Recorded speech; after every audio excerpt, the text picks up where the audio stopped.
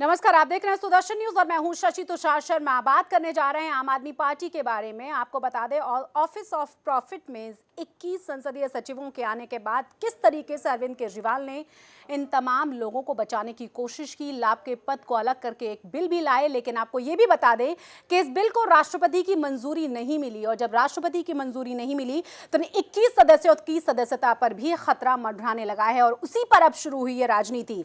सवाल ये भी पूछे जा रहे हैं कि आखिर केजरीवाल इस तरीके से आरोप क्यों लगा रहे हैं, क्योंकि केजरीवाल की तरफ से साफ शब्दों में कहा गया है कि ये पूरी की पूरी चाल नरेंद्र मोदी सरकार की है। नरेंद्र मोदी काम ही नहीं करने देना चाहते। इसी पर आज हम चर्चा करेंगे। हमारे साथ हमारे तमाम खास मेहमान भी जुड़ेंगे, लेकिन उससे पहले ये पूरा का पूरा माजरा क्या है, ये जानने के लिए इस रिपोर्ट को आप देखिए।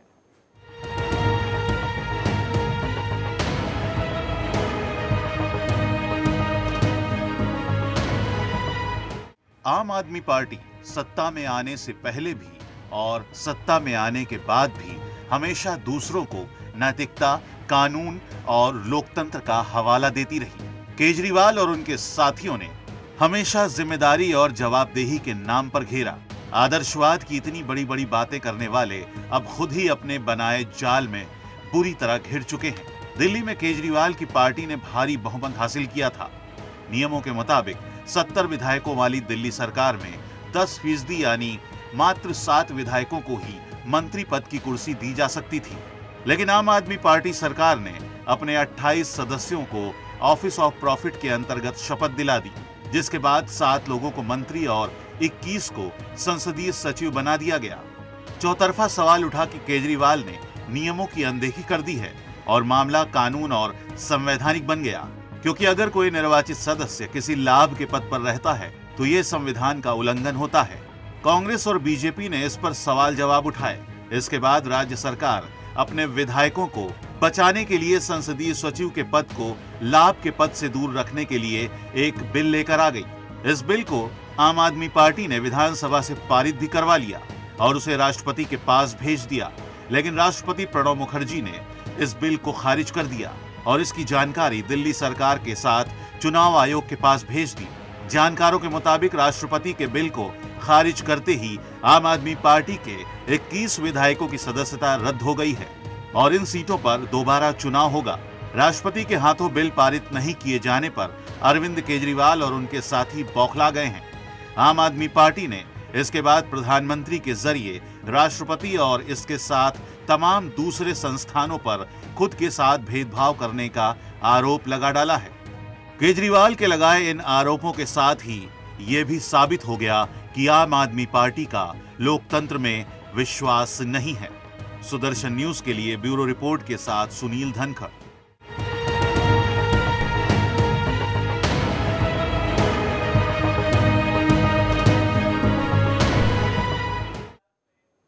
तो आपको ये भी बता दें कि केजरीवाल सरकार की तरफ से जो जवाब दिया गया और जो बचाव किया गया वो ये कि जो 21 पद दिए गए थे इनसे कोई भी लाभ उनके विधायकों ने लिया ही नहीं। लेकिन कोर्ट की तरफ से भी साफ कर दिया गया है कि अगर संसदीय सचिव आपने उन्हें बनाया है तो कोई लाभ ले या ना ले उसे ऑफिस ऑफ प्रॉफिट के तहत ही रखा जाएगा। हमारे साथ इस पर चर्चा करने के लिए तमाम खास मेहमान जुड़ गए हैं। हमारे साथ दयाराम त्यागी हैं जो कि कांग्रेस के नेता हैं, माधवी अग्रवाल हैं जो कि बीजेपी से जुड़ेंगी थोड़ी ही देर में, संदीप त्यागी आम आदमी पार्टी से, साथ ही संदीप द्विवेदी हैं जो कि पॉलिटिकल एक्सपर्ट हैं। आप तीनों का बहुत बहुत स्वागत है। शुरुआत में आपसे करना चाहूंगी संदीप द्विवेदी, क्योंकि आप ज्यादा अच्छे तरीके से, निष्पक्ष तरीके से समझा पाएंगे ये पूरा का पूरा माजरा दिल्ली के लोगों को, और खास तौर से जिस तरीके से आरोप नरेंद्र मोदी पर लगाए जा रहे हैं, समझने में थोड़ी मुश्किल होगी। जरा आसान शब्दों में, थोड़े कम शब्दों में समझा दें।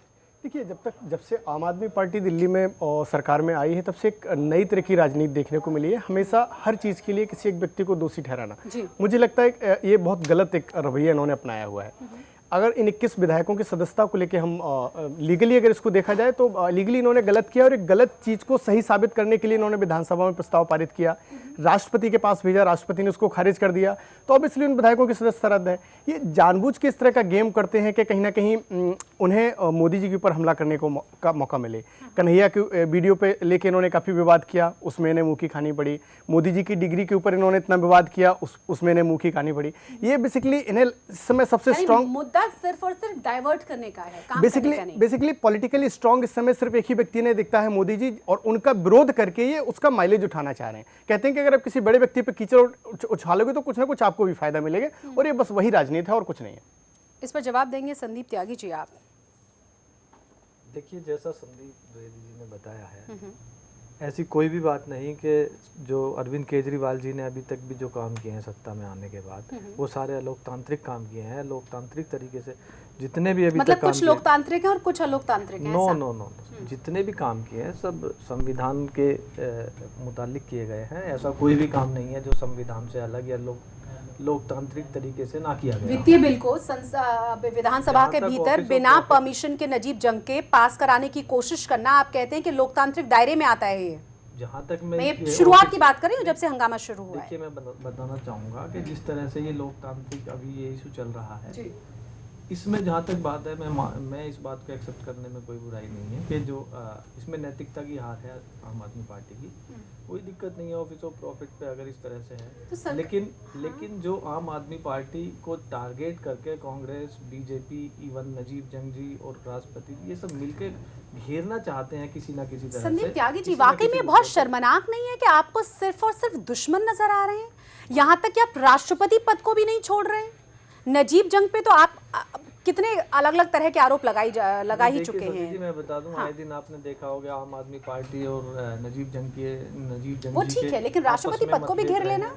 नहीं, राष्ट्रपति जी भी जो हैं, राष्ट्रपति जी ने जो बिल उनके पास गया था उन्होंने खारिज कर दिया। नहीं, आपके हिसाब से कोई काम करे तो वो बहुत अच्छा, आपके हिसाब से कोई काम न कर पाए तो वो आपका दुश्मन, ऐसा होता है नहीं क्या? नहीं, ऐसा कुछ भी नहीं है। ये कोई बात नहीं कि कोई हमारे खिलाफ काम करे तो वो हमारा दुश्मन है राजनीति में। लेकिन जिस तरह से आम आदमी पार्टी को आज की डेट में टारगेट किया जा रहा है, ये अपने आप में बहुत अच्छी बात नहीं है कि किसी भी मुद्दे को लेकर कभी किसी तरह के घोटाले का आरोप लगा देना, कभी किसी भी चीज को लेकर आम आदमी पार्टी घोटाले का आरोप लगने के बाद आप ही के एक मिनिस्टर ने रेजिग्नेशन दिया है ना? रेजिग्नेशन घोटाले के आरोप लगने के बाद नहीं दिया गया, उन्होंने अपनी सेहत के मद्देनजर रखते हुए इस्तीफा दिया है। उनकी सेहत आजकल ठीक नहीं है तो इस करके उन्होंने इस्तीफा दिया गया है। लेकिन अगर घोटाला है तो उसकी जांच कराएं, उसमें निकालें क्या घोटाला है। इस तरह के आरोप लगाने से क्या फायदा है? आज तक जितने भी घोटाले बीजेपी ने या कांग्रेस ने जितने भी घोटालों का पर्दाफाश किया, अभी तक उनकी इन्वेस्टिगेशन पूरी नहीं कर पाए हैं। मतलब आप क्या कह रहे हैं कि बीजेपी जिस तरीके से आप पर आरोप लगाती रही है, हालांकि अरविंद केजरीवाल बहुत बार साफ शब्दों में कह चुके हैं कि नरेंद्र मोदी आपको काम ही नहीं करते हुए देखना चाहते, एडवर्टीजमेंट के जरिए भी आपने कई बार इन तमाम बातों को कहा है, लेकिन राष्ट्रपति पद को आप इस बीच ले आए, ये और भी ज्यादा खतरनाक और शर्मनाक लग रहा है। दूसरी बात यह कि राष्ट्रपति तो कम से कम बीजेपी के शासनकाल में नियुक्त नहीं किए गए, और आप बहुत अच्छे तरीके से जानते हैं कि कांग्रेस के बहुत वरिष्ठ नेता वो रहे हैं और उनके बाद उनको राष्ट्रपति बनाया गया है, यानी सब आपके दुश्मन है। नहीं, सारे दुश्मन राष्ट्रपति जी से आम आदमी पार्टी को क्या दुश्मनी है?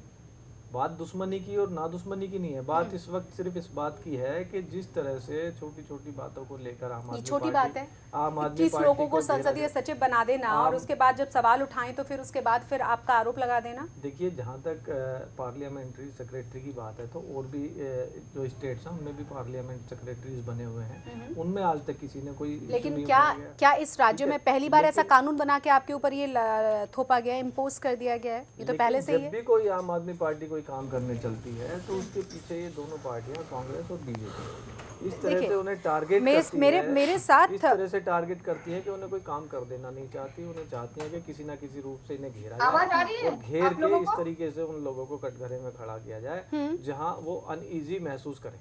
ठीक है, मेरे साथ दयाराम त्यागी जी भी हैं जो कि कांग्रेस के नेता हैं। दयाराम जी, कम से कम बीजेपी ज़्यादा बड़ी परेशान करने वाली पार्टी बनी हुई है आम आदमी पार्टी के लिए। आप एक चीज़ बताएंगे, शीला दीक्षित ने 15 साल कैसे शासन कर लिया था इस दिल्ली पर? क्योंकि नजीब जंग तभी भी थे, केंद्र शासित दिल्ली तभी भी थी, ये नियम तभी भी था, और तब तो ये कहा जा रहा था आम आदमी पार्टी के सबसे बड़े नेता की तरफ से कि अगर शीला दीक्षित हटी तो इस देश में और कम से कम इस राजधानी में राम राज्य आ जाएगा। देखिए, जहाँ तक आम आदमी पार्टी की बात है और आम आदमी पार्टी के जो नेता है अरविंद केजरीवाल जी की बात है, इनका काम और केजरीवाल से कोई लेना देना नहीं है।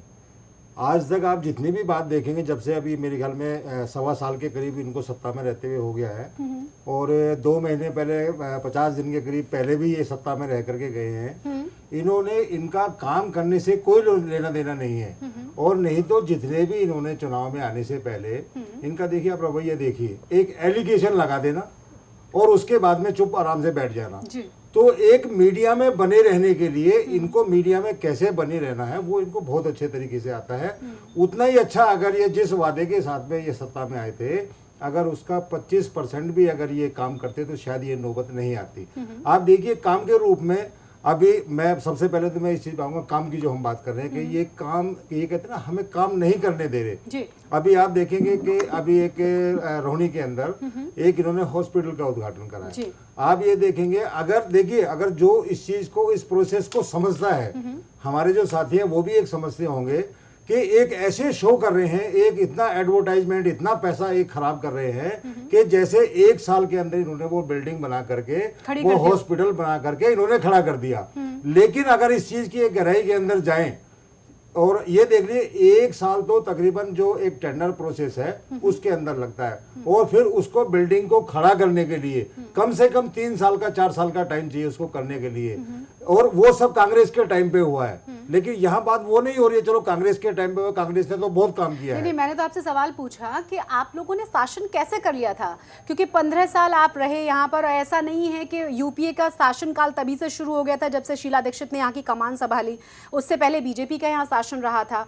यहाँ पर लेफ्टिनेंट गवर्नर तभी भी थे, केंद्र शासित ये राज्य तभी भी था। मैं उसी बात पे आ रहा हूँ, मैं उसी चीज पे आ रहा हूँ। देखिए जो ये एक राजनीति, एक शासन चलाना, ये एक हठधर्मी से शासन नहीं चलता कभी भी। जो हमारा संविधान है उसके अनुसार ही शासन चलता है। अगर आप बात करेंगे, शीला जी की बात करें तो उस टाइम पे यूपीए की गवर्नमेंट भी नहीं थी जैसे अभी आप कह रहे हैं, लेकिन वो एक संविधान के अनुसार उन्होंने टकराव मोल नहीं लिया, उन्होंने एक काम पे एक विश्वास रखा। आप केजरीवाल जी को देखेंगे, आप ये पूरी दिल्ली जानती है, पूरा एक हिंदुस्तान जानता है कि दिल्ली को पूर्ण राज्य का दर्जा नहीं मिल सकता। और ये खाली हिंदुस्तान में ही नहीं है, आप जो यूरोप कंट्री है उनमें भी चले जाइए, जो उनकी कैपिटल है, जो उनकी एक राजधानी है, लेकिन उसके एक मीडिया में छाए रहने के लिए काम नहीं करेंगे। लेकिन क्या है, एक सेशन बुला करके और एक प्रस्ताव पारित कर करके कि भाई हमने पूर्ण राज्य का दर्जा जो है ना वो पारित कर करके उसको भेज दिया। लेकिन उसी के पीछे अगर नजीब जंग जी जो हमारे उपराज्यपाल हैं अगर नहीं करेंगे तो ये कह के देखिए हमारे साथ भेदभाव करें, हमें काम नहीं करने दे रहे हैं। अब तो राष्ट्रपति भी इसमें आ गए। मैं आ रहा हूँ ना, उसी बात पे आ रहा हूँ।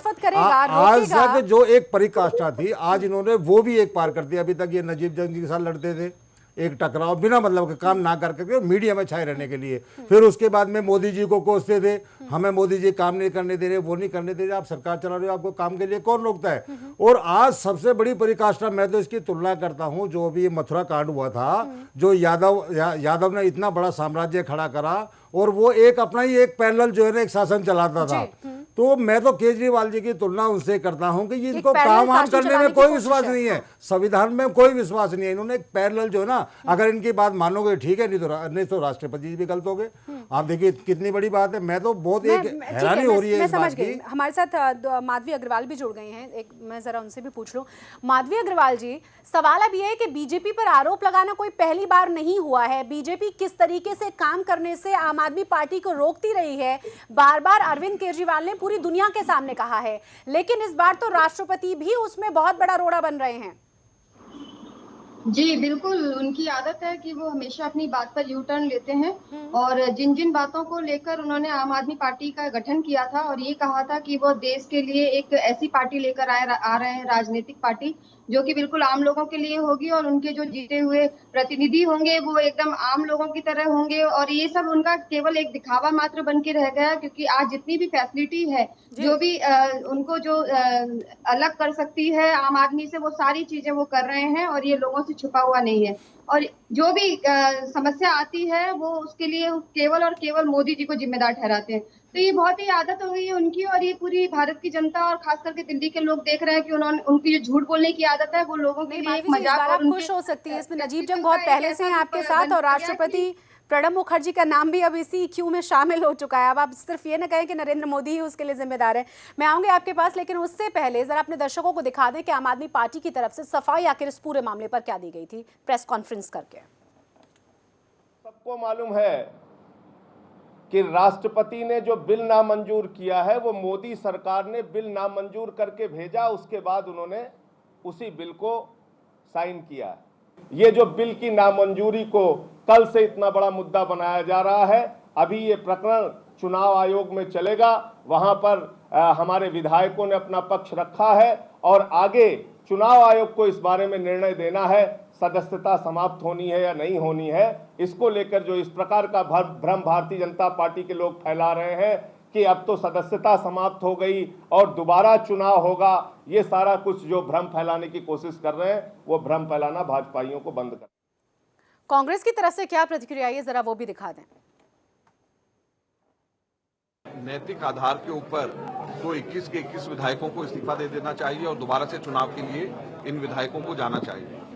21 पार्लियामेंट्री सेक्रेटरीज पूरे देश भर में 1/3 एमएलए को पार्लियामेंट्री सेक्रेटरी बना करके मंत्री तुल्य सुविधाएं दी जाएं।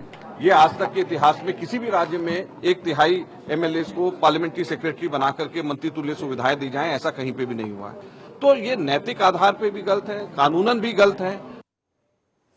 संदीप त्यागी जी, सच में समझ में नहीं आता कि आम आदमी पार्टी आखिर किस तरीके से अपने आप को अलग साबित करना चाहती है। सिर्फ आरोप लगाकर, जिस तरह के जेएनयू का मामला हमने देखा, जिस तरीके से अभी आप देखिए पंजाब में इलेक्शन है तो आप दिल्ली के पैसे से दिल्ली के ही पंजाबी टीचर्स की सैलरी बढ़ा रहे हैं, बाकी के भाषाओं की नहीं। आप यहाँ के पैसे से ये एडवर्टीजमेंट वहाँ के यानी पंजाब के न्यूज़पेपर्स में दे रहे हैं, जिससे कि ये साबित आप कर पाए कि कितने पंजाबी लोगों के आप करीब हैं, जिससे कि आप अपना वहाँ पर वोट बैंक बना सकें। आप कह रहे हैं वित्तीय बिल को आप पास करना चाहते हैं विधानसभा में बिना नजीब जंग यानी लेफ्टिनेंट गवर्नर की परमिशन के या बिना उनके कंसेंसस के, क्योंकि आप चाहते हैं कि आपके हिसाब से काम हो। ऐसा कैसे हो सकता है कि संविधान के हिसाब से काम न होकर सब कुछ काम आपके हिसाब से हो? और ऐसा भी कैसे हो सकता है कि सबके सब आपके दुश्मन है, कोई आपका भला चाहता ही नहीं है? नहीं, ये सब बेबुनियादी बातें हैं, इनमें कोई दम नहीं है कि पंजाबी टीचर्स को सैलरी दी जा रही है या इस तरह से। पंजाब के इलेक्शन, पंजाब के इलेक्शन आप काट नहीं सकते। ये तमाम चीजें जो आपकी तरफ से इलेक्शन को मद्देनजर रखते हुए मैं बता दूं आपको कि पंजाब के इलेक्शन को मद्देनजर रखते हुए आज बीजेपी और कांग्रेस दोनों बौखलाई हुई है। आपने पंजाबी टीचर्स की सैलरी बढ़ाई, पंजाबी भाषा को पढ़ाने वालों की या नहीं? दोनों पार्टियां बौखलाई हुई है। ये कोई ना पार्टियों को बौखला नहीं दीजिए। आप बताइए कि क्या पंजाबी टीचर्स जो पंजाबी भाषा को पढ़ाते हैं दिल्ली के स्कूल्स में, उनकी सैलरी आपने बढ़ाने की बात कही या नहीं? सैलरी अगर बढ़ाई भी गई होगी तो मुझे इसकी पूरी जानकारी नहीं है। अगर बढ़ाई भी गई है तो वो नियमों के मुताबिक बढ़ाई गई होगी। इस तरह से सैलरी किसी की बढ़ाना या किसी की घटाना। आप एक एडवोकेट भी हैं, आप कह रहे हैं कि नियमों के हिसाब से बढ़ाई गई होगी, यानी दूसरी भाषाओं के टीचर्स को आप डिमोरलाइज कर रहे हैं पंजाब को, क्योंकि आपको वोट चाहिए, आप उनकी सैलरी को बढ़ा रहे हैं और इस तरह के एडवर्टीजमेंट वहां के पेपर्स में दे रहे हैं। देखिए, मुद्दे की जहाँ तक बात है, अब ये छोटे छोटे मुद्दे, कोई सैलरी का मुद्दा लेके आएगा, कोई और भी मुद्दा लेके आएगा। जहाँ तक मैं बता दूं टेप की आपने बात कही, वहाँ पे डॉक्टर टेप नहीं है, उन्होंने कहा कि कोई छेड़छाड़ टेप्स के साथ नहीं हुई, तो आपकी कोई सफाई उस पर नहीं आई। नहीं, टेप का है तो इन्वेस्टिगेशन का मैटर था, उसमें पुलिस ने इन्वेस्टिगेशन की है, उसमें निकल के आया कि कुछ डॉक्टराइन टेप थी, कुछ ओरिजिनल टेप थी, कुछ सब इसमें कई सारी टेप थी। मैं आपको बता दूं, आखिरी खबर पढ़ी नहीं है फिर इसका मतलब? नहीं, मैंने पढ़ी है, देखा है मैंने उसको। पुलिस ने उसको कहा है कि जो वहाँ पे उसमें देखिए, मैं बता दूं संदीप जी, उसमें कोई एक क्लिप नहीं थी, उसमें कई सारी क्लिप थी। उसमें डॉक्टराइन क्लिप भी थी और एडिटेड भी थी, मॉर्फ भी थी, कई सारी टेप थी उसमें, लेकिन कौन सी टेप ओरिजिनल थी? सही थी, उसमें कुछ भी डॉक्टर नहीं थी। ये लेटेस्ट खबर मैं बता रही हूँ जो नई एसएफएल रिपोर्ट आई है। लेकिन अब क्या है, रिसेंटली पंजाब का इलेक्शन होने वाला है, आम आदमी पार्टी को वहाँ पे काफ़ी फुटेज मिल रहा है, तो इस करके ये नए नए घेरने के तरीके हैं। कोई कहता है कि पंजाबी टीचर्स की सैलरी बढ़ा दी है, अलग से उनको अलग से उन लोगों को मानहानि का मुकदमा तो अरविंद केजरीवाल जी के ऊपर पहले ही 1-2 लोग बीजेपी ने डाल रखे हैं और इवन कांग्रेस पार्टी भी उसमें लगी हुई है साथ में। तो ये तो बिल्कुल शुरू से जग जाहिर है कि कांग्रेस और बीजेपी एक ही थाली के चट्टे बट्टे हैं और इन दोनों को आपने देखा होगा किसी मुद्दे पर जहां केजरीवाल जी गिरते हैं तो ये दोनों निकल के सामने आ जाते हैं और वो पूरा तरह से घेरने। जहां तक पॉलिटिक्स है, ये जनता की पॉलिटिक्स हम लोग कर रहे हैं और जनता ने मैंडेट दिया है। सैलरी बढ़ाकर दूसरे भाषा के टीचर को डिमोरलाइज करना, जो विकास के कार्य किए जा रहे हैं उनको नजरअंदाज करने के लिए देना। 21 संसदीय सचिव, अब आप कह रहे हैं कि राष्ट्रपति भी नरेंद्र मोदी की ही बात सुन रहे हैं, चुनाव आयोग आज आपके तमाम विधायक गए होंगे, फिर आप कहेंगे कि इलेक्शन कमीशनर भी हैं वो भी नरेंद्र मोदी की ही बात सुन रहे हैं। आपको क्या लग रहा है, डिक्टेटरशिप है क्या इस देश में कि जो चाहेगा वो सारी चीजें हो जाएंगी? डिक्टेटरशिप बिल्कुल भी नहीं है, लेकिन डिक्टेटर के साथ साथ पूरा का पूरा सिस्टम को इन्होंने हाईजैक किया हुआ है।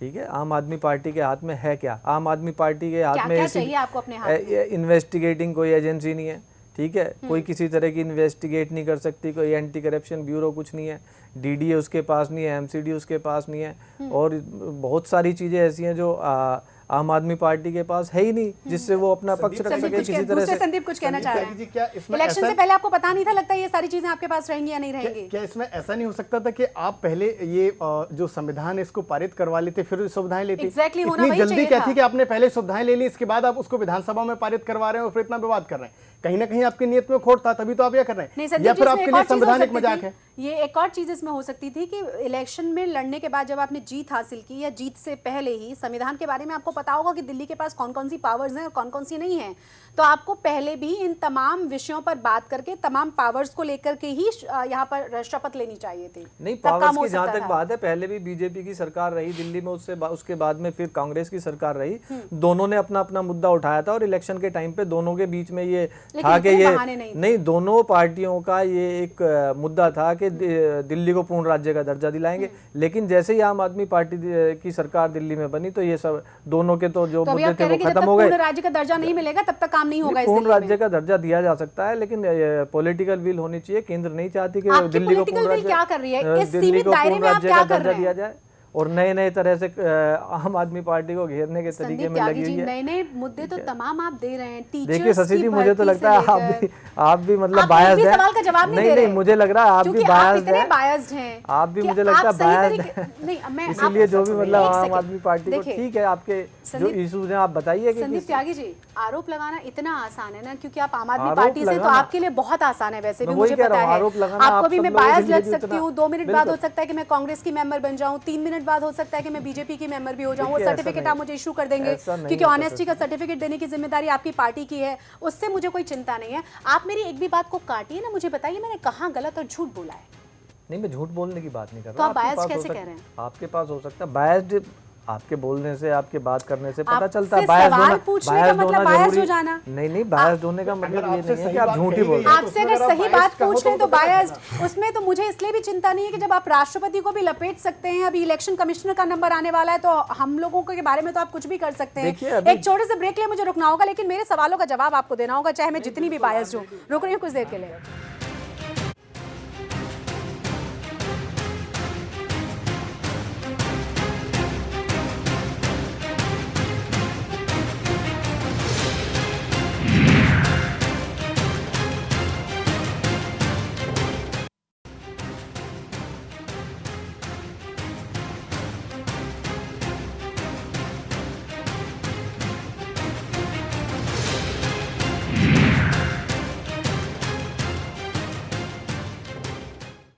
ब्रेक के बाद आपका स्वागत है। आज हम आप बात कर रहे हैं आम आदमी पार्टी की। आम आदमी पार्टी यानी अलोकतांत्रिक पार्टी, जिसका लोकतांत्रिक व्यवस्था में विश्वास ही न हो। इसलिए हम ऐसा कह रहे हैं कि एक के बाद एक अभी तक बहुत ही कम लोग ऐसे बचे हुए हैं जिस पर आम आदमी पार्टी की तरफ से आरोप न लगाए गए हों, और आरोप ये कि वो दिल्ली की सरकार को काम ही नहीं करने देना चाहते। हालांकि इलेक्शन कमिश्नर की तरफ से भी बचे हुए हैं। आम आदमी पार्टी के 21 विधायकों को अभी उनसे मिलना है, उसके बाद अगर उनके रिजल्ट पक्ष में नहीं गया तो हो सकता है कि ये आरोप इलेक्शन कमीशन की तरफ भी लगा दिए जाएं, उछाल दिए जाएं। इसी पर आज हम चर्चा कर रहे हैं कि आखिर आम आदमी पार्टी की स्ट्रेटेजी क्या है, सिर्फ और सिर्फ आरोप लगाकर खुद को बचा लेने की। जरा देखिए कि किस तरीके से अब संसदीय सचिव वाले मामले पर पूरी तरह से राजनीति शुरू हुई है। एक रिपोर्ट।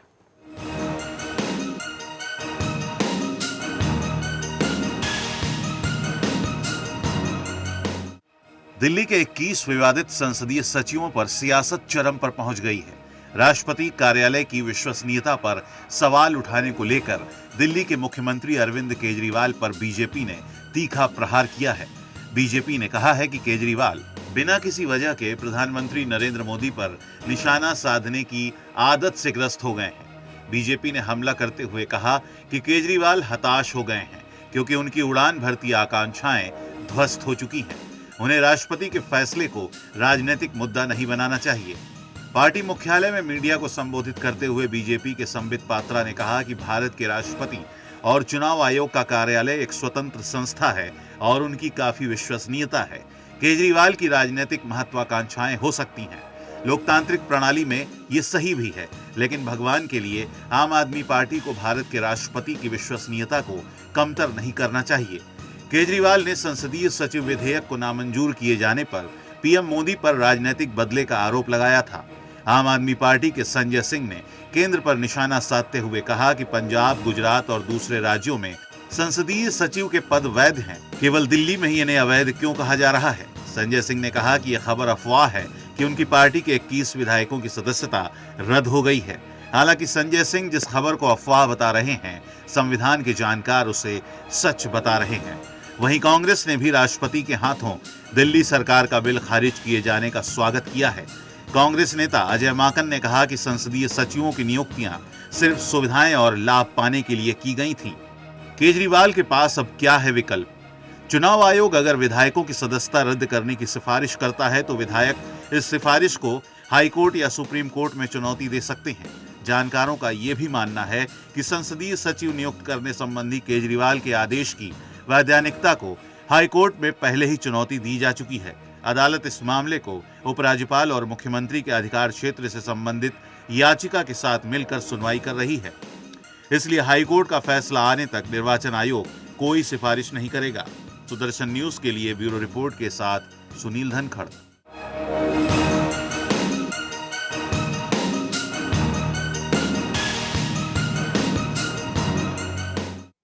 और चलिए अब हम आपको दिखाते हैं बीजेपी के कुछ रिएक्शंस। कि आप जानते हैं कि जो कुछ आपने किया वो गैर कानूनी है और उसको कानूनी जामा पहनाने की जरूरत थी, इसीलिए आपने इसको एक अमेंडमेंट के बिल के रूप में भेजा। और जब वो अमेंडमेंट का बिल खारिज हुआ तो आपने एक राष्ट्रपति के पद को भी जो है नहीं छोड़ा। अपनी भ्रष्ट राजनीति और रणनीति की वजह से आपने उनको भी खींचने की कोशिश की। और मैं इनको याद दिलाना चाहती हूँ कि जब ये राष्ट्रपति जी से मिलने गए थे तो राष्ट्रपति जी ने इन्हें एक संविधान की किताब जो है भेंट के रूप में दी थी। और वो भेंट देने का जो मकसद था वो शायद ऐसे ही दिन के लिए था कि साहब आप इसको थोड़ा पढ़ लीजिए और इसी के दायरे में आप काम कीजिए। कि वो राष्ट्रपति पद की जो गरिमा है उसका मजाक उड़ा रहे हैं, वो लाछन लगा रहे हैं एक बड़े इंस्टीट्यूशन पर, वो उसको जोड़ रहे हैं मोदी सरकार से। वो प्रेसिडेंट की जो गरिमा है, जो पद की गरिमा है, उसका उनको जरा सा भी एहसास नहीं है। उन्हें किसी में यकीन नहीं है, उनको लगता है सब उनके दुश्मन है। आप अपनी बात को बजाय मानने के लिए और माफी मांगने के लिए कि आपने एक गैर जरूरी काम किया, एक इलीगैलिटी की, एक असंवैधानिक चीज की, आप उसको जस्टिफाई कर रहे हैं और नरेंद्र मोदी के कंधे पे मर रहे हैं।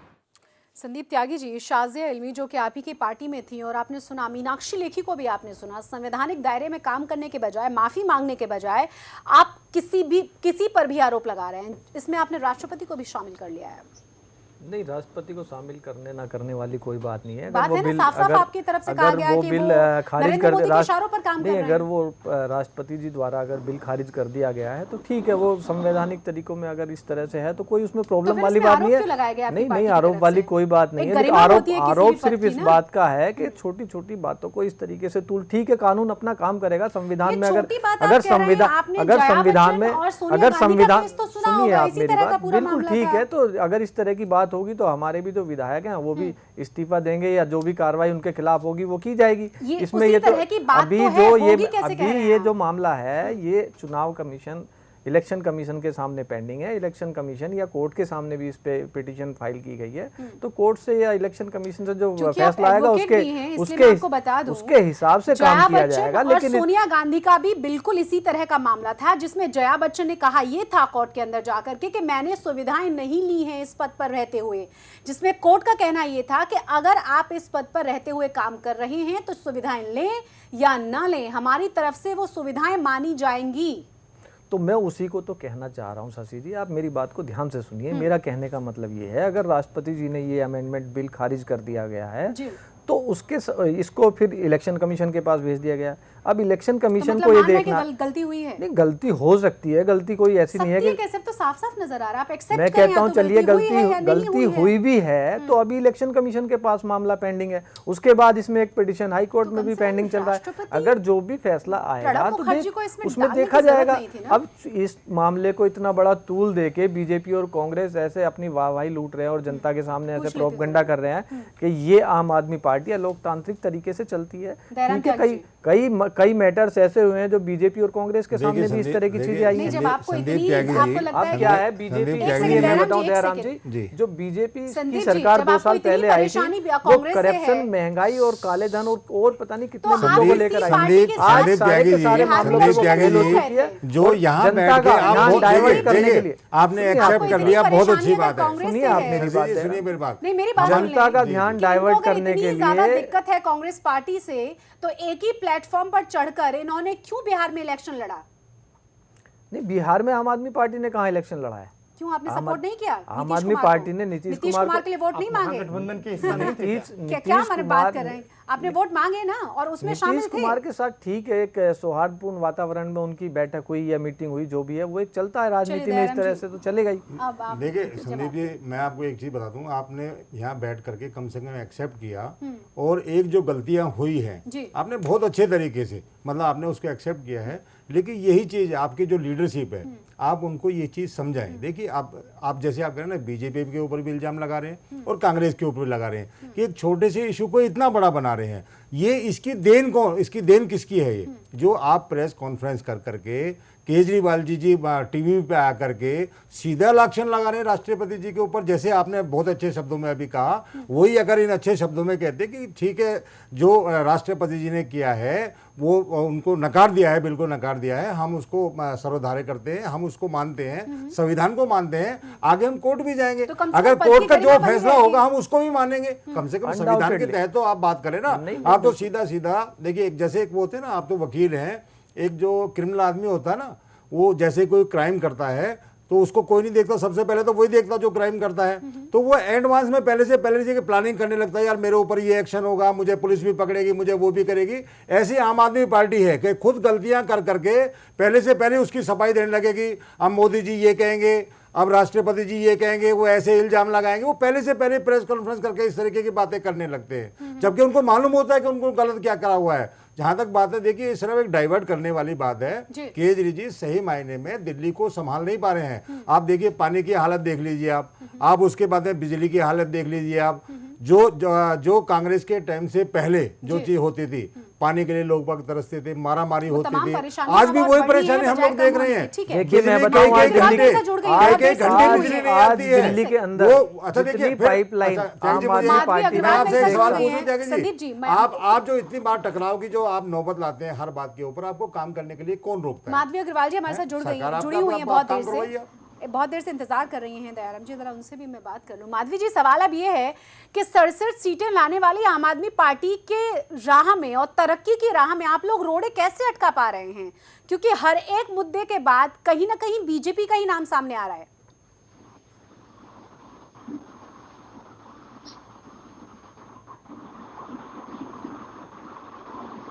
माधवी जी, क्या सुन पा रही हैं आप मुझे?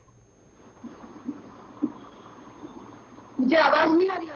माधवी जी, मेरा सवाल ये, अगर आप सुन पा रही हैं कि बीजेपी रोड़े आखिर कैसे अटका रही है? 67 सीटों वाली जिसके पास 67 सीटें हैं दिल्ली में आम आदमी पार्टी के पास, आरोप बार बार बीजेपी की तरफ लगाए जाते हैं। कहा यह भी जाता है कि आपके जो 3 विधायक हैं ना, वो भी नाक में दम करके रखते हैं विधानसभा के भीतर।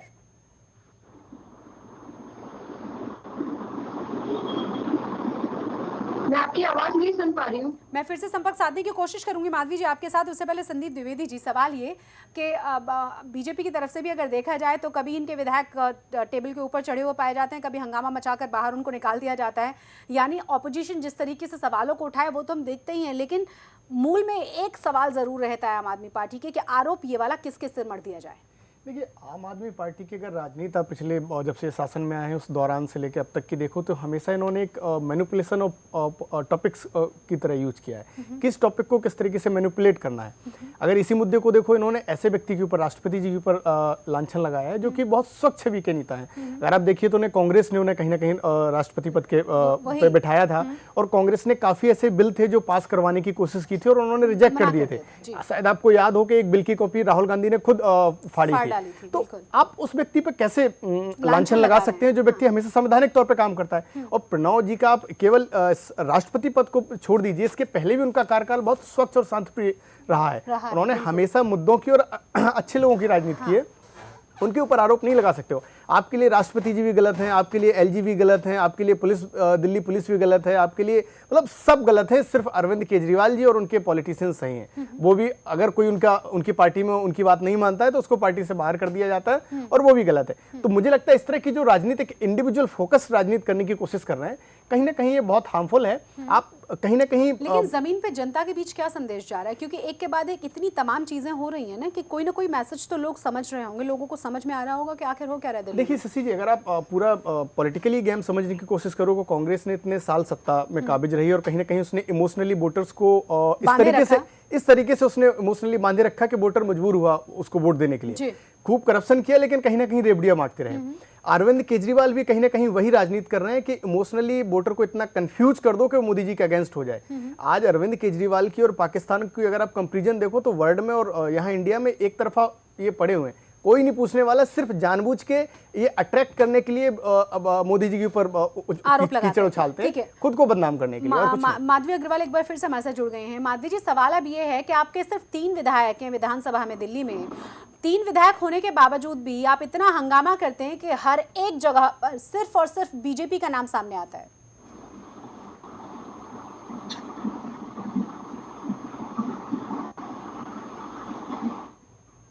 क्या सुन पा रही हैं आप हमें? लगता है अभी भी उन तक हमारी आवाज नहीं जा रही है। यहाँ पर संदीप त्यागी जी, सबसे ज्यादा सवाल आप ही से पूछे जा रहे हैं क्योंकि आप आम आदमी पार्टी से हैं और आपको मेरे ख्याल से जब जनता के बीच भी जाएंगे तो ही आपको भी जवाब देने पड़ेंगे। अभी आप क्या आगे की क्या स्ट्रेटेजी है, मतलब आगे किस पर आरोप लगाने की तैयारी? नहीं, आरोप लगाने और ना लगाने की तो कोई बात ही नहीं है। जहाँ तक बात है इस इश्यू का, जो ये पार्लियामेंट सेक्रेटरी वाला मुद्दा है, तो इसमें इलेक्शन कमीशन और अभी हाई कोर्ट है, तो ये सारी जैसे जैसे चीज़ें डिसाइड होंगी और फिर उसके बाद जो फर्दर कॉज ऑफ एक्शन होगा पार्टी का तो उस तरह से लिया जाएगा। लेकिन राष्ट्रपति जी को इस तरह से कटघरे में खड़ा करना, मैं समझता हूँ ये किसी भी पार्टी के लिए, तो मानते हैं कि गलती की है आम आदमी पार्टी ने, इस तरह से किसी भी संवैधानिक पोस्ट को हम कटघरे में नहीं खड़ा करना चाहिए और ना खड़ा किया जाना चाहिए। ये गलती है, ये दुर्भाग्यपूर्ण भी है। कुछ कह रहे हैं शशि जी, इसमें एक बीजेपी के लिए बहुत अच्छा मौका है, एक बहुत अच्छी अपॉर्चुनिटी इन्होंने दी है कि अगर बीजेपी इसका पॉलिटिकल बेनिफिट उठाना चाहती तो इनके विधायकों को सस्पेंड करके और पंजाब के साथ इलेक्शन कर दे, समझ में आ जाएगी आम आदमी पार्टी की कहानी क्या है। 21 में से 10 भी निकल के वापस नहीं आ पाएंगे। नहीं, देखिए ये तो वक्त बताएगा संदीप जी किसके हिस्से में कितनी सीटें आएंगी। लेकिन जहां तक पंजाब के इलेक्शन की बात मैं बता दूं तो पंजाब में जो स्थिति है वो बहुत अच्छी है, बहुत अच्छी है आम आदमी पार्टी, और आने वाले दिनों में आपको पता भी चलेगा इलेक्शन के दौरान। हमारे साथ अश्विनी कुमार दुबे जुड़ गए हैं जो कि एडवोकेट हैं सुप्रीम कोर्ट के। माधवी जी के पास से भी सवाल मैं लूंगी, लेकिन उससे पहले एक ही दुबे से मैं बात करूंगी। अश्विनी कुमार दुबे, सवाल अब ये है कि जिस तरीके से बीजेपी के ऊपर और खास तौर से राष्ट्रपति को भी इस पूरे मामले में ले लिया गया आम आदमी पार्टी की तरफ से, सुप्रीम कोर्ट में बहुत पहले भी कहा जा चुका है कि चाहे आप सुख सुविधाएं जो इस पद पर रहते हुए मिलती हैं लें या ना लें, लेकिन आपको उसी पद के योग्य माना जाने के बाद आपकी तमाम चीजें मान ली जाती हैं, इसमें एक्सक्यूजेस देने की कोई जरूरत नहीं है। देखिए, सबसे बड़ी चीज तो यह है कि कॉन्स्टिट्यूशनल वायलेशन है ये। इसमें कहें कि साहब बीजेपी ने कर दिया, कांग्रेस ने कर दिया, आम आदमी पार्टी ने कर दिया, इस बात को मैं नहीं मानता हूँ। क्योंकि देखिए, दिल्ली सरकार के एक एक मंत्री के साथ साथ 3-3 संसदीय सचिवों की नियुक्ति कर 21 विधायकों को पद से नवाजा, और दिल्ली विधानसभा के इतिहास का यह पहला वाकया है। दूसरी बात, दिल्ली सरकार के जो 21 विधायकों की नियुक्ति हुई मार्च 2015 में हुई, और कानून कब लेकर आ रहे हैं? जून 2015। माने इसका रेट्रोस्पेक्टिव इफेक्ट उस कानून का लाने की कोशिश कर रहे हैं जब प्रशांत पटेल ने ऑलरेडी इलेक्शन कमीशन में कंप्लेंट कर दी। सवाल यहाँ कॉन्स्टिट्यूशनल वायलेशन का है, ऑफिस प्रॉफिट का है। सवाल यहाँ पर ये नहीं है कि किसने क्या कहा, ये पॉलिटिकली ब्लेम गेम कर सकते हैं, परंतु अभी की तारीख में जो लॉ है उस लॉ के मुताबिक जो नियुक्ति थी वो नियुक्ति गलत थी, और इसीलिए प्रेसिडेंट ने उस कानून को भी मंजूरी नहीं दी। और रही बात कोर्ट बाद में क्या डिसाइड करती है, उत्तराखंड के मामले में कोर्ट ने क्या डिसाइड किया वो एक अलग विषय था, लेकिन अभी की स्थिति में ये है, जो अगर हम कानून की बात करें तो कानून के मुताबिक इनका वायलेशन हुआ और उस वायलेशन पर एक्शन हुआ, और next course of action election commission को लेता है। डिस्क्वालीफाई अगर ये होते हैं, उसके बाद कोर्ट अगर उस डिस्क्वालिफिकेशन को सस्टेन करता है, ठीक है, नहीं करता है तो फिर जो भी कोर्ट का निर्णय होगा वैसा होगा। परंतु अभी की स्थिति में तो ये है कि उनके ऊपर खतरा मंडरा रहा है और ये कॉन्स्टिट्यूशनल वायलेशन है, लॉ का वायलेशन है। बहुत बहुत शुक्रिया अश्विनी कुमार दुबे हमारे साथ जुड़ने के लिए, और बहुत ही साफ गोई के साथ उन्होंने कहा है कि संवैधानिक उल्लंघन है ये, चाहे आप जितने भी दलीलें पार्टी एक दूसरे के ऊपर आरोप लगा कर दें। हमारे साथ माधवी अग्रवाल जुड़ गई हैं, लगातार हम काफ़ी देर से कोशिश कर रहे हैं उनसे बात करने की। माधवी जी, सवाल अब ये है कि आगे आप क्या करने जा रहे हैं, बीजेपी की क्या स्ट्रेटेजी है, क्योंकि यहाँ पर भी बहुत ज़्यादा साफ साफ शब्दों में बीजेपी की तरफ से जो इंडिकेशन मिल रहे हैं वो ये कि आपके लिए बहुत अच्छा टाइम आने वाला है, खासतौर से दिल्ली में और 21 सीटों पर।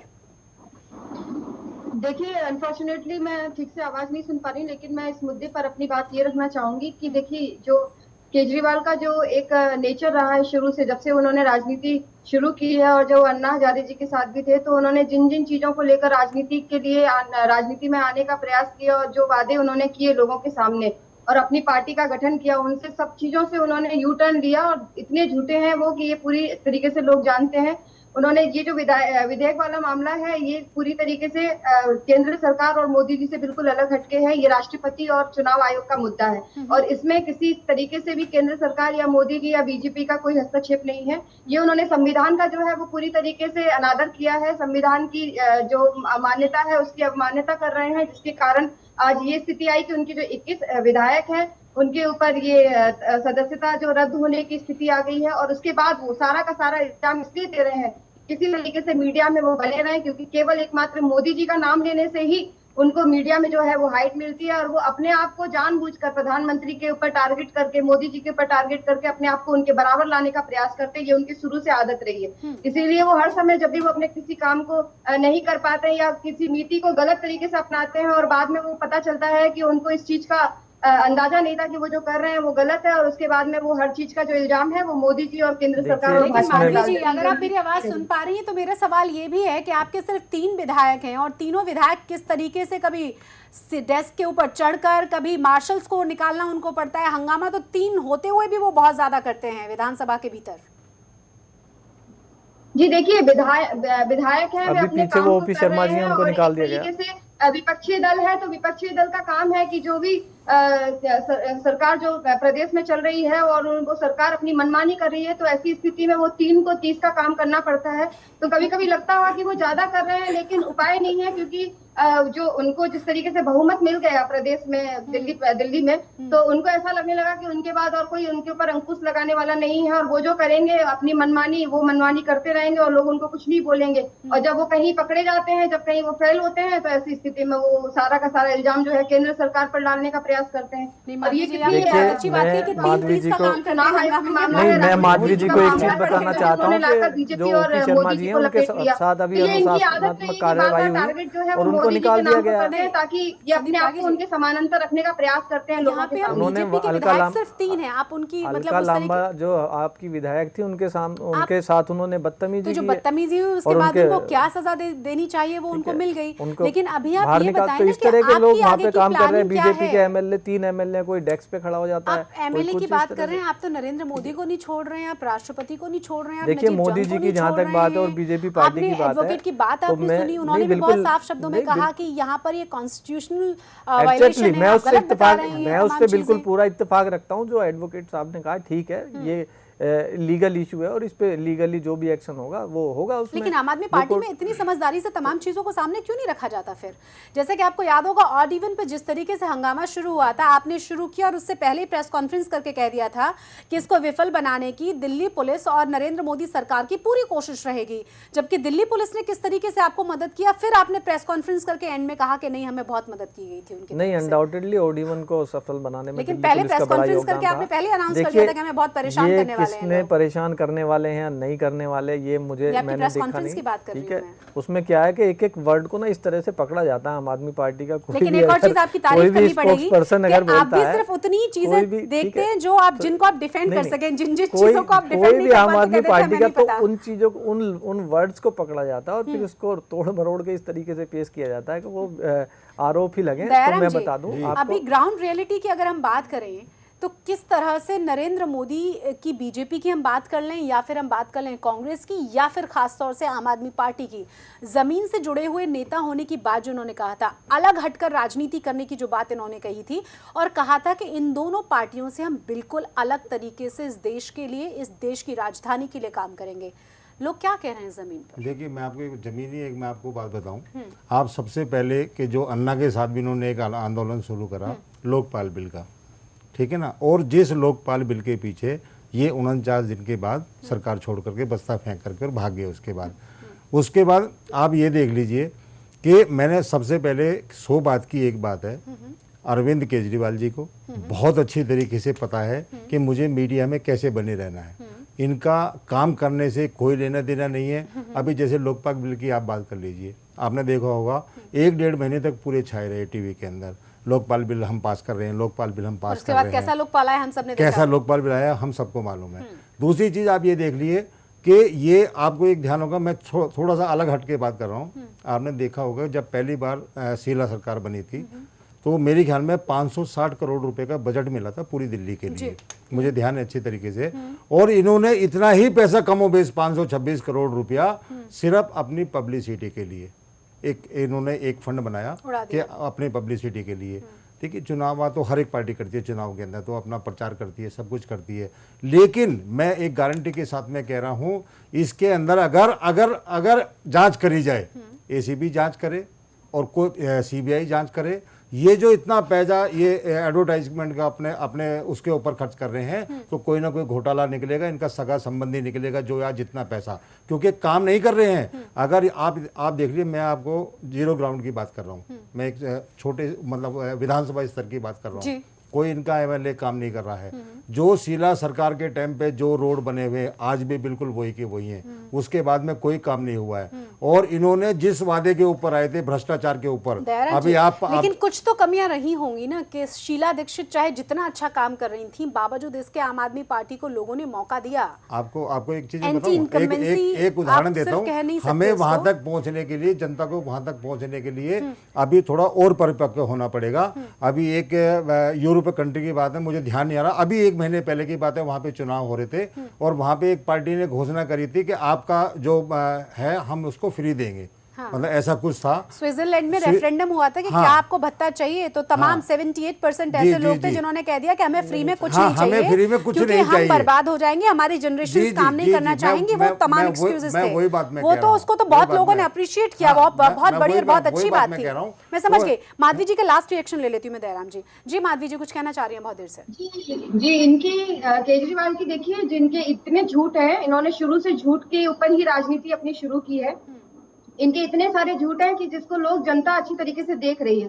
इन्होंने कहा कि जनता दरबार लगाएंगे, लोकपाल बिल लेकर आएंगे, इसके अलावा वो कोई भी तरीके की सरकारी फैसिलिटी नहीं लेंगे। आज जेड सुविधा उनको जो है मुहैया है, साथ में सारी जितने भी सुविधाएं उनको मिल सकती है सरकारी, वो सारी की सारी सुविधाएं उन्होंने दी है। 400 गुना उन्होंने वेतन अपने विधायकों का बढ़वाया। इसके अलावा जनता दरबार में उनका पूरी तरीके से फैल हो गया, लोगों की बात सुनेंगे, जनता के बीच में जाएंगे, हम सारी चीजें जो है जनता के साथ मिलकर करेंगे। शुक्रिया देखिए, जहाँ तक मेरे साथ जुड़ने के लिए, समय की मेरे पास कमी है संदीप जी, लेकिन इतना हम जरूर कह सकते हैं, पार्टी का नाम देकर इन्होंने अपनी पार्टी की शुरुआत की झूठ थी। का पुलिंदा बताती हैं, तो झूठ बोल के मोदी जी भी सत्ता में झूठ बोल के ही आए हैं। उन्होंने भी कोई सच बोल के मोदी जी भी जनता को सब समझ में आ रहा होगा, कम से कम फ्री के लालच में इस तरह की चीजें नहीं होंगी। नहीं, देखिए आप नरेंद्र मोदी की पार्टी से नहीं ना, आप तो उनसे हटकर काम करने वाली पार्टी से हैं, तो उम्मीद आपसे ज्यादा की जाएगी ना। वो तो दोनों पार्टियां बहुत पहले से आप आरोप लगाकर आए हैं। बहुत बहुत शुक्रिया तमाम मेहमानों का हमारे साथ जुड़ने के लिए। लेकिन उम्मीद अब ये करेंगे कि जिस तरीके से तमाम वादे और तमाम चीजें जनता के सामने कह दी जाती हैं, जिन्हें पूरा नहीं किया जाता, और खास तौर से दिल्ली की अगर हम बात करें तो केजरीवाल सरकार की तरफ से जो आरोप लगाया जा रहा है राष्ट्रपति पद को लेकर भी, अब देखना ये है कि इलेक्शन कमीशन की तरफ से इस पूरे मामले पर क्या कुछ निष्कर्ष निकल कर आता है, क्या कुछ कहा जाता है। इसी के साथ हमारी इस खास पेशकश में बस इतना ही। जय हिंद।